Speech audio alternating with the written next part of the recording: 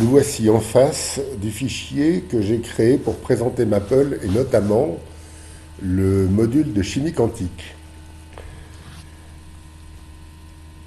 Donc Maple est un logiciel qui permet à la fois d'écrire, de calculer, de représenter, euh, bref, de faire la totalité des actions que l'on fait dans un travail scientifique. Alors, voilà l'apparence de la page. En haut, on a une barre des tâches. À gauche, on a des palettes pour ne pas avoir à taper les formules. On gagne du temps.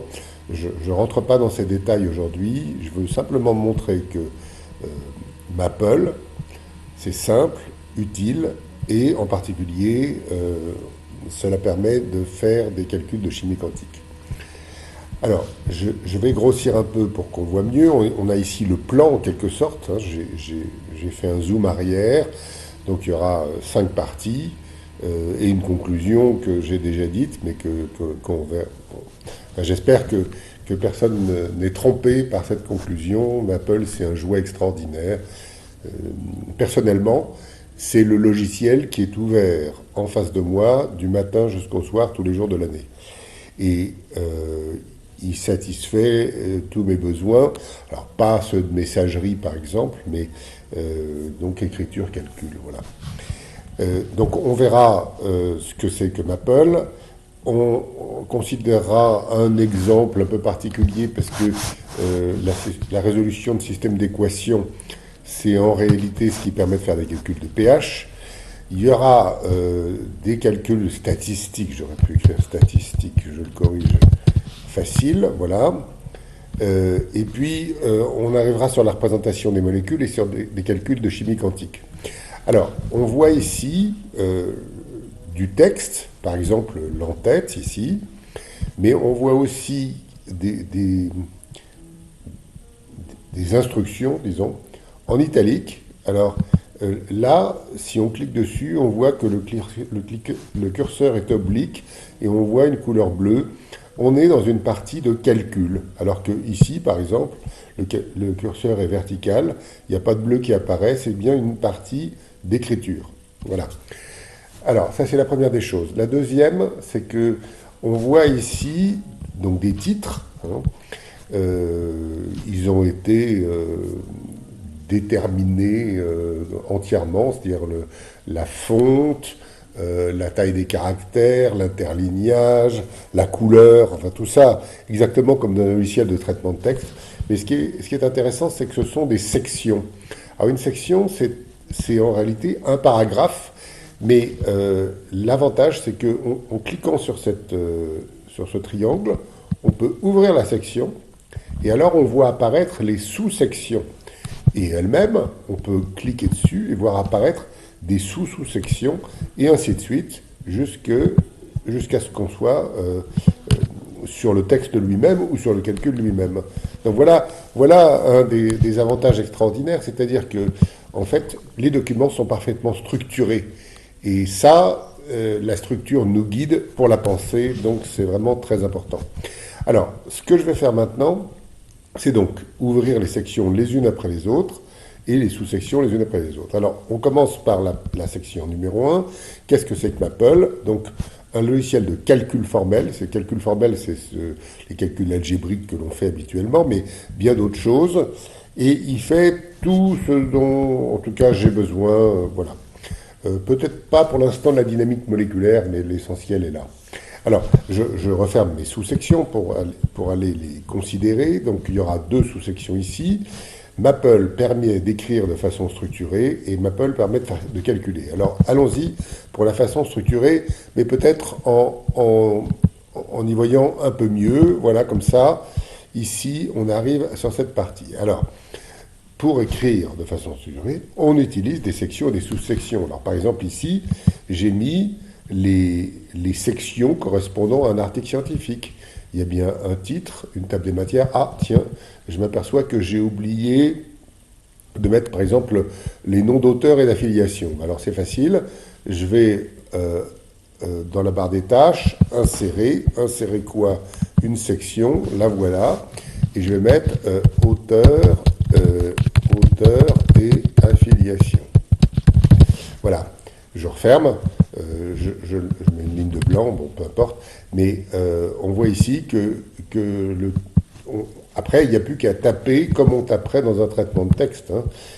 Alors, ici, si je tapais, par exemple, mon nom, donc Hervé, je le vois apparaître avec un curseur oblique et en italique dans un fond bleu. Ça voudrait dire que c'est un calcul. C'est-à-dire, si je fais Enter, il va se demander ce qu'il calcule. C'est pas ça que je voulais faire. Donc, je vais supprimer ceci. Je vais aller dans l'éditeur et au lieu de mettre mathématiques, je vais cliquer sur texte. Voilà. Et ici, je vais mettre Hervé et maintenant le texte apparaît. Donc on a deux modes, un mode calcul et un mode texte, on va dire. Voilà. Bon, la table des matières, elle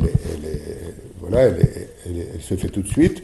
On peut la faire à partir du document lui-même. Hein. Donc c'est facile. L'introduction, ben, je sais pas ce que. Enfin, on va pas insister beaucoup. Ici, j'ai mis méthode et matériel plutôt que matériel et méthode. D'ailleurs, je vais corriger ici. Je pense qu'il est important de penser d'abord à la démarche plutôt qu'au matériel. C'est parce que c'est la démarche. C'est-à-dire, imaginons que je veuille analyser des spectres RMN d'un bouillon de carottes. Il faudra d'abord que je dise je vais analyser des spectres RMN de bouillon de carottes avant d'indiquer quel spectromètre je vais utiliser. Voilà. Donc voilà pour le changement.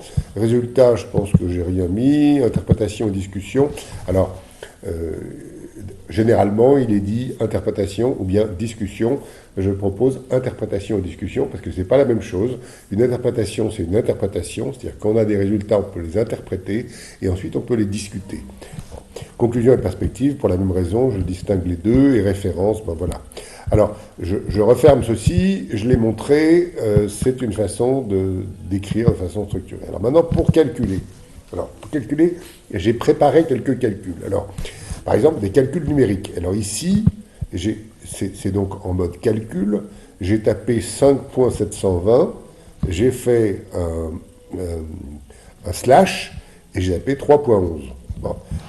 Ensuite, j'ai fait une étoile, ça fait le signe de multiplication, j'ai tapé exp 202, voilà. Et ensuite, j'ai fait Enter, voilà, Enter, crac, et alors il me met 1,84, 10 puissance 0. Alors je vais cliquer droit sur ce nombre, je vais sur numérique formatting, et maintenant je ne veux pas formater. Alors je l'applique. Alors ici, maintenant, je vois 1.839, 22, 82, 96. Il y a un certain nombre de décimales. Je peux décider du nombre de décimales comme je veux. Si j'en veux 150, j'en mets 150. Si j'en veux 1000, j'en veux 1000. Ici, donc, j'ai pris le système par défaut. C'est largement suffisant. C'est pas très malin d'avoir toutes ces décimales.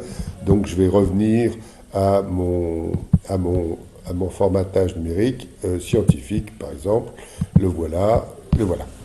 Alors maintenant, voilà pour un calcul tout simple, un calcul numérique en quelque sorte. Maintenant, je passe au calcul numérique en série. Imaginons que je veuille calculer le sinus de 4i sur pi. Alors ici, j'ai écrit grand P petit i. J'aurais pu prendre dans la palette qui se trouve à gauche, le signe pi, ça aurait fait exactement la même chose. Bon. Et j'ai fait une petite boucle, hein, for i from 1 to 5 do, se termine par n do, une petite boucle, et je vous demande de calculer. Alors, evalef, ça veut dire donne-moi la valeur numérique de tout ça, parce que si je ne lui demande pas la valeur numérique, il va me donner une valeur. Il n'a pas de raison de calculer. Par exemple, si je lui demande un tiers, il écrit un tiers. Et il conserve en mémoire un tiers. Et ça sera un tiers qui est juste. Ça ne sera pas un tiers arrondi à 0,3333. Donc ça, c'est très intéressant. Alors, pour résoudre les équations, c'est très simple. On tape solve dans un ensemble. On a mis une équation. Donc ici, j'ai tapé A2C2 moins 4B2 sur B égale A6B moins 4A3B. et puis je lui demande de me calculer C, donc sous-entendu en fonction de A et de B. J'ai fait Enter, et voilà, j'ai deux solutions, pardon, que j'aurais pu calculer à la main. Mais souvent, d'ailleurs, je fais le calcul à la main, dans Maple, et d'autre part, je demande à Maple de calculer pour moi, pour avoir une validation. Inversement, si je demande à Maple de calculer pour moi, je fais moi-même la validation. Voilà. Alors maintenant, pour résoudre numériquement, il y a certaines équations qui ne sont pas solubles algébriquement. Donc, par exemple, j'introduis ce que j'appelle un polynôme, polynomial. Alors, deux points égales, ça veut dire on va stocker dans la variable nommée polynomial ce polynôme. Et ensuite, je lui demande de résoudre le polynôme en x, et il me donne donc deux valeurs approchées. Voilà. Je peux aussi résoudre des équations différentielles. Alors par exemple, ici, j'introduis ODE, ça veut dire le nom de mon équation différentielle, la voilà. C'est donc D2 sur dx2 de y de x est égal à 2y de x plus 1. Voilà une équation différentielle. Cette fois-ci, je fais dsolve de mon équation, et il me trouve la solution qui est écrite en dessous, avec des constantes C1 et C2. Voilà. J'aurais pu introduire des conditions initiales. Je ne rentre pas dans les détails, je veux simplement montrer qu'on peut calculer. Alors j'ai expliqué l'écriture, j'ai expliqué le calcul, je ferme le numéro 1 et on passe au numéro 2.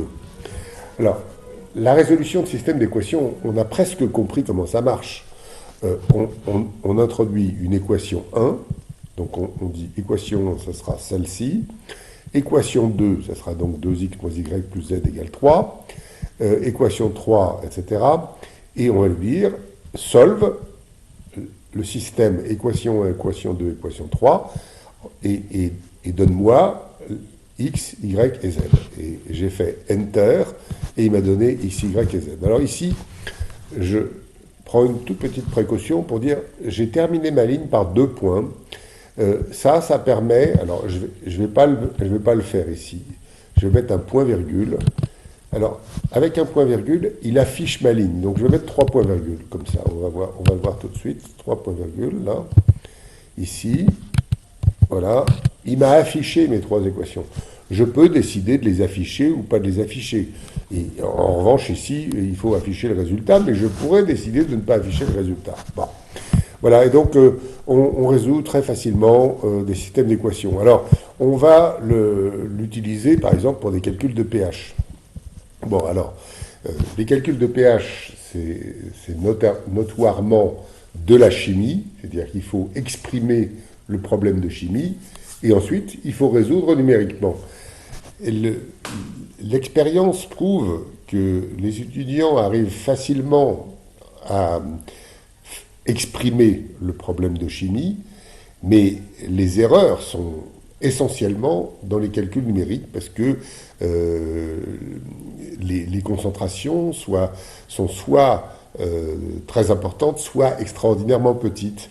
Et donc, comme c'est des systèmes, il y a plusieurs équations simultanées, c'est encombrant, on va dire. Et de ce fait, il y a évidemment les méthodes qu'on enseigne habituellement, de négliger une concentration par rapport à une autre, mais avec Maple, on n'a plus besoin de tout ça. Alors, on va le faire dans un cas simple. On va prendre une solution diluée d'un acide faible. Alors, on va prendre l'acide acétique. Alors, la formule, c'est bien CH3CO2H. C'est un acide faible, ce qui signifie que quand il est mis dans l'eau, il se dissocie de façon incomplète, et selon l'équation que j'ai écrite ici, CH3CO2H plus H2O donne CH3CO- plus H3O+. Voilà. La double flèche, ici, très facile à introduire, parce que je l'ai mise dans mes favoris, en haut à gauche, là. Donc la double flèche représente l'équilibre. Voilà. Et H3+, c'est évidemment des protons hydratés avec un nombre de molécules d'eau qu'on ne veut pas spécifier. Bon. Alors, En pratique, donc, la solution, quand on met de l'acétique glaciale, c'est-à-dire du CH3COH, dans de l'eau, il reste des molécules qui ne sont pas dissociées, CH3COH, il y a des molécules d'eau, il y a des ions acétates, CH3CO2-, il y a des protons hydratés, H3O+, et puis il y a des ions H-, puisqu'il existe un équilibre pour l'eau entre H2O et puis OH- et H3O+. Voilà. Et la question, maintenant, c'est de calculer la concentration de toutes ces espèces, mais en réalité, ce qu'on cherche, c'est la concentration en ion H3O+, parce que c'est par cette connaissance-là que l'on détermine le pH. On se rappelle que pH est égal à moins log en base 10 de H3O+. Voilà. Alors, maintenant, comment on va calculer ça? Bon. Alors, certains se souviennent de la formule approchée qu'ils ont appris par cœur, pH égale 1,5 de pKa plus PC. Mais dans le fond, on a cette formule dans des conditions particulières et on voudrait savoir si on est bien dans ces conditions, ou bien on l'applique et puis on voudrait savoir si on saurait le calculer. Bon, pour faire ce travail correctement, il faut séparer d'abord la chimie, c'est-à-dire la description du phénomène, et ensuite le calcul qu'on fera avec Maple. Alors ici, je vais maintenant utiliser ce que j'appelle un squelette de calcul, c'est-à-dire un moule vide qui me permet de calculer en évitant des erreurs classiques que nous faisons tous. Alors, ce squelette de calcul nous demande de poser correctement la question. Donc j'ai écrit quel est le pH de la solution obtenue par dissolution d'une quantité donnée d'acide acétique dans une quantité donnée d'eau. Voilà la question qui est claire. Je le referme, je me focalise maintenant sur le point 2, c'est-à-dire l'analyse de la question. Alors, ici, mon moule me propose des sous-sections, 3, les données, le modèle qualitatif, le modèle quantitatif. Alors, les données, de quoi s'agit-il? Il s'agit de se vider la tête de ce qu'on sait à propos du problème. Alors, c'est-à-dire, par exemple, le pKa de l'acide acétique qui vaut 4,756. Voilà la référence. Ensuite, il y a la quantité d'acide acétique, il y a une masse M qui correspond à un nombre de moles, N. Et puis, il y a la quantité d'eau, ça sera un volume V. Voilà. Donc, imaginons que ça ne soit pas un problème général, mais qu'on dit que on met 47 grammes, par exemple, d'acide acétique glacial dans 2 litres d'eau, ben, j'aurais introduit ces données. Alors maintenant, c'est fait, je peux passer au modèle qualitatif, c'est-à-dire l'analyse chimique, mais pas le calcul, on est bien d'accord. Alors, d'abord, je représente l'acide acétique parce que en chimie, c'est une bonne pratique quand on parle d'un composé d'en montrer la formule. Alors, le voilà. Alors, cette figure a été dessinée avec Maple, le module de chimie quantique, et je vais montrer très brièvement comment, on y reviendra. Alors, je prends une variable que j'appelle file, et dedans, je donne le chemin dans mon ordinateur, mais ce chemin conduit à un fichier XYZ, qui est plus précisément acétique, trait d'union, acide.xyz. Et je vais lire, read XYZ, ce fichier. Alors, Maple lit le fichier et me dit que acétique acide, eh ben, c'est fait d'un atome de carbone à cette position, d'un atome d'oxygène, d'un atome d'oxygène, d'un atome d'hydrogène, d'un atome de carbone, etc. Alors, il a donc maintenant les coordonnées des différents atomes et je lui demande d'afficher la molécule d'acide acétique, donc plot molécule, acétique acide, et voilà la représentation qu'il me donne, que je peux faire tourner. Donc voilà, on voit bien que on a un outil qui est vraiment très utile. Alors maintenant, je ne veux pas cette représentation, j'en veux une autre, dont je lui demande skeletal structure d'acide acétique, et voilà celle qui va me donner. Alors, on est bien d'accord, c'est un acide, parce qu'il comporte un groupe acide carboxylique, COH, qui peut libérer un proton. Et l'acidité est caractérisée quantitativement par le pKa. Voilà. je reprends la question. On dissout de cet acide acétique dans l'eau. Quel est le pH de la solution formée? Je ne m'égare pas, hein. Alors, ici, je vais me faciliter la vie, parce que CH3COH ou CH3CO-, c'est un peu long à écrire. Donc, je vais écrire AH, et puis ça fera H+, A et A-. Voilà. Donc, je reprends mon écriture, j'ajoute la dissociation de l'eau, là voilà. Je signale, enfin je rappelle que pour la dissociation de l'eau, il y a une constante d'équilibre KE, qu'on verra plus loin. Et maintenant, ce travail étant fait, je peux passer à la suite, c'est-à-dire je vais fermer ceci, et j'arrive au modèle quantitatif. Alors, pour le modèle quantitatif, il faut que je me donne des quantités, mais ces quantités, souvent, ça sera des concentrations. Alors, je vais pas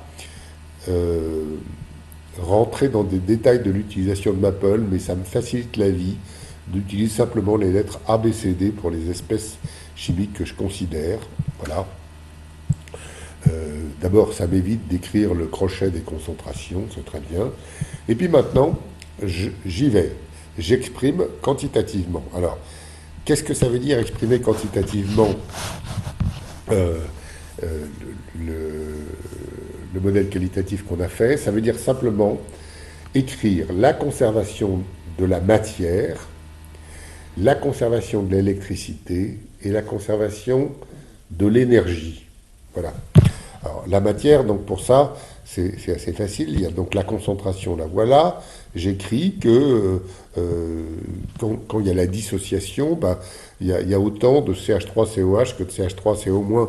Donc le voilà qui est écrit. Ensuite, la conservation de l'électricité.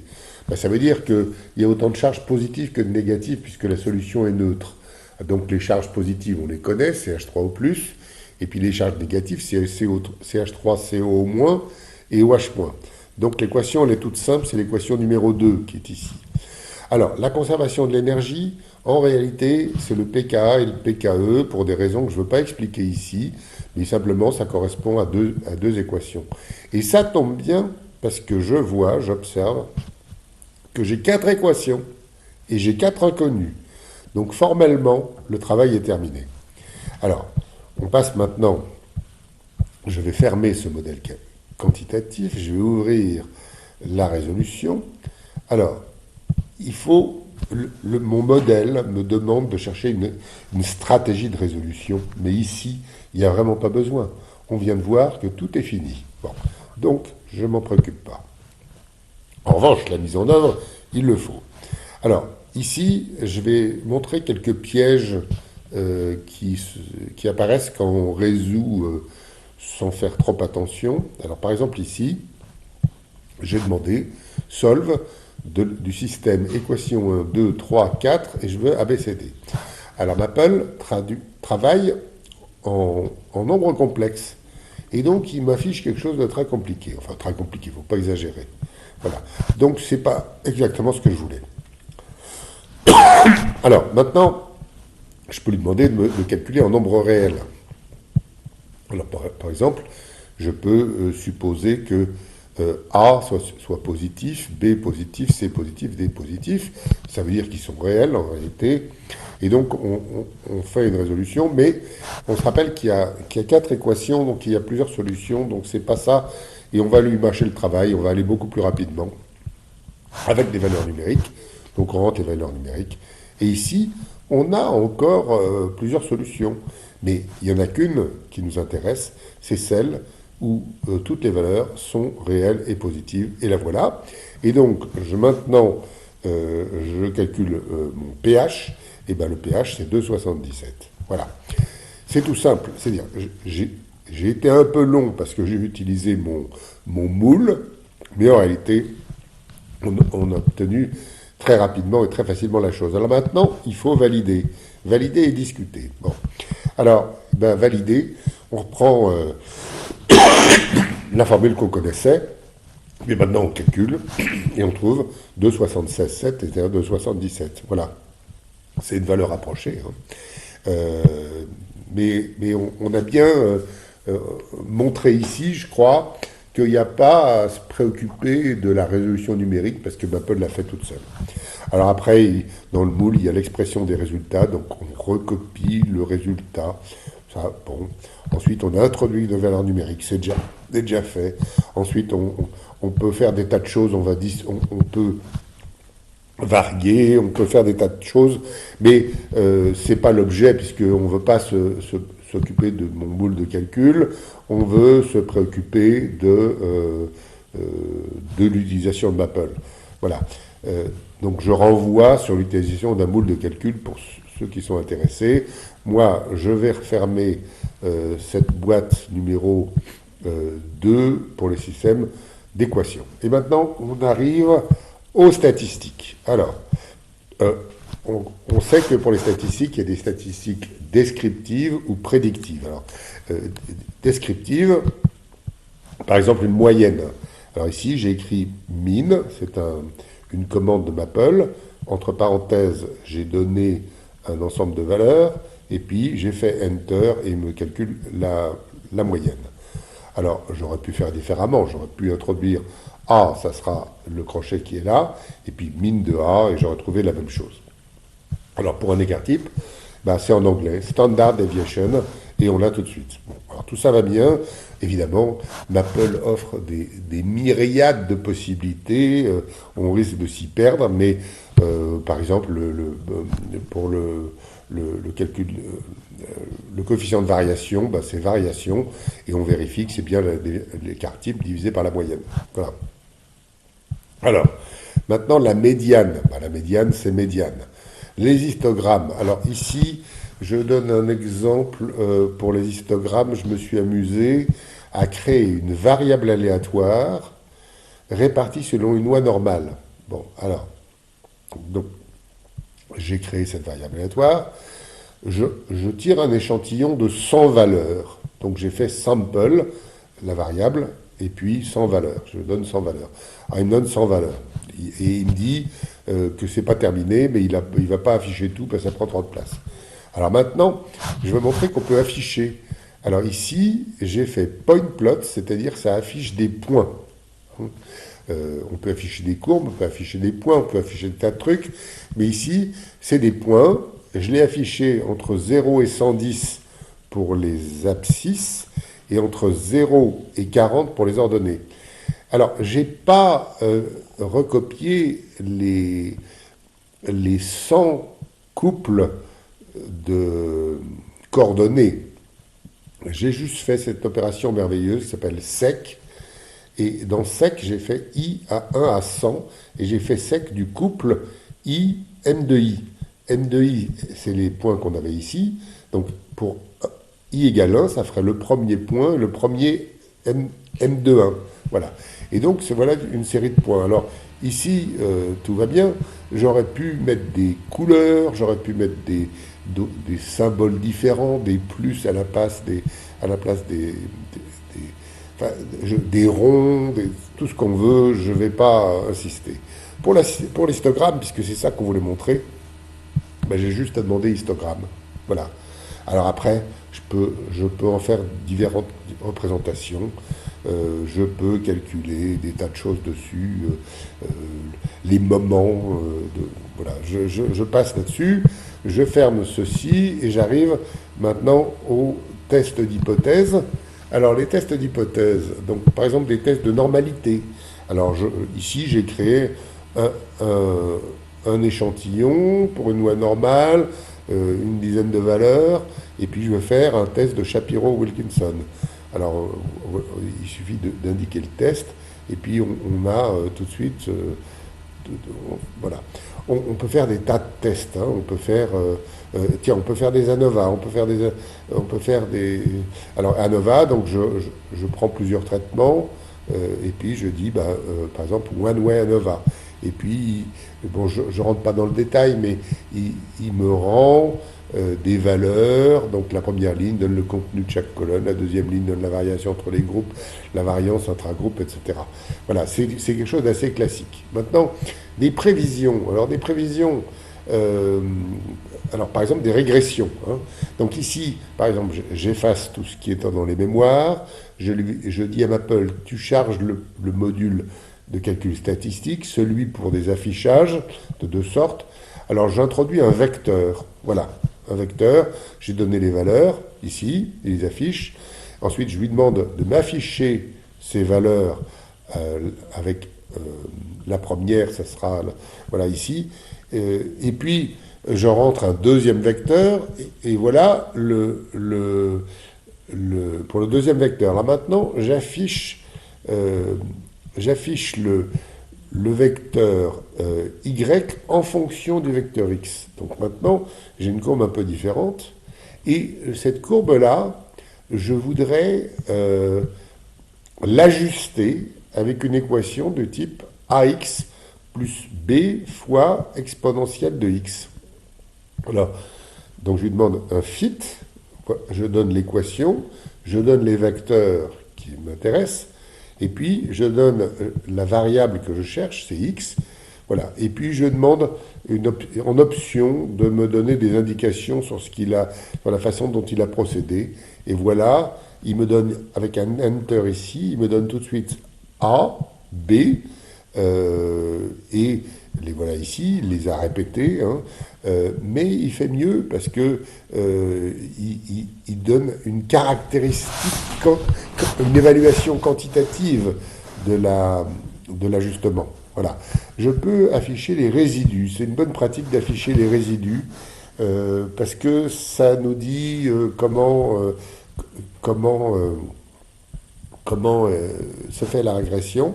Alors, par exemple, ici, j'ai affiché la courbe de régression, donc celle qu'on a trouvée, j'ai fait un copier-coller, voilà, en bleu, et puis ensuite, j'ai superposé avec la courbe que j'avais toujours sur les points. Et je vois que c'est pas si bon au début, puis ensuite, ça devient très bien. Voilà. Alors, évidemment, on peut calculer des corrélations, on peut faire des tas de choses.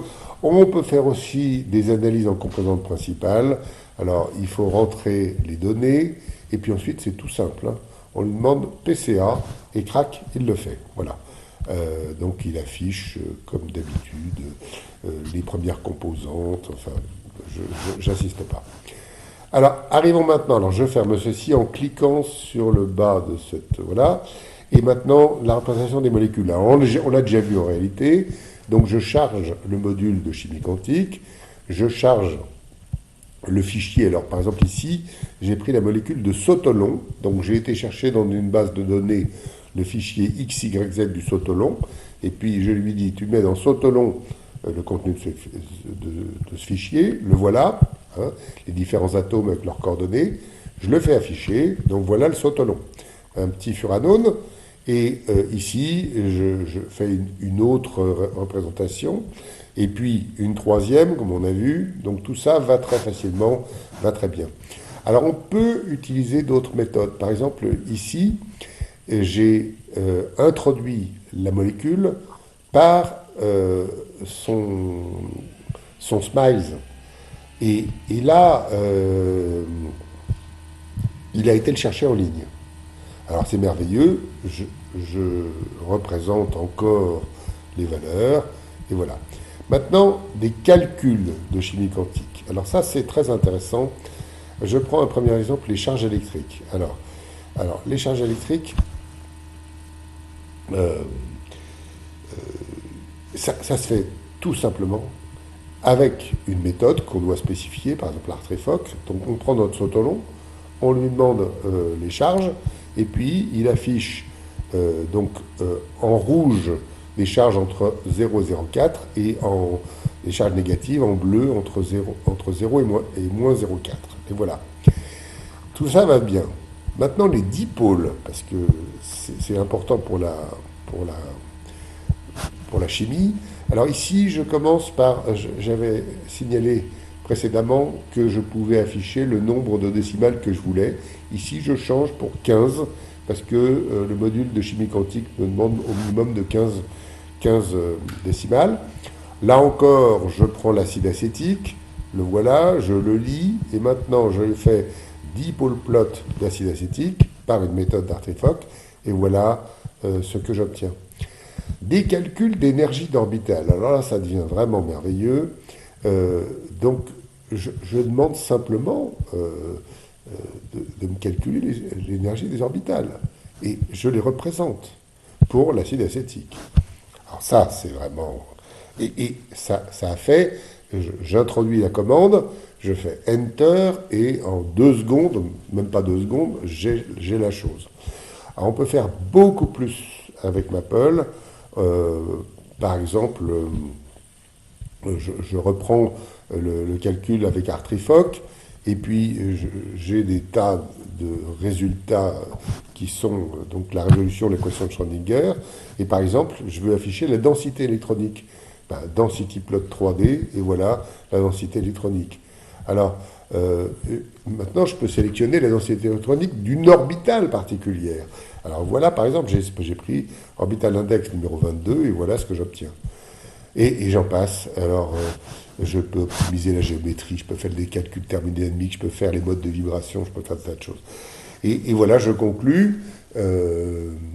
C'est vraiment un jouet extraordinaire, mais au-delà de ça, c'est la façon de franchir, pour ceux qui n'aiment pas le calcul, l'algèbre, etc., c'est vraiment la façon de passer à un niveau supérieur. Voilà. Donc, je referme tout ça, je reviens, je regarde de loin, je reprends, et je me dis que, pour l'instant en tout cas, je continuerai à utiliser Maple.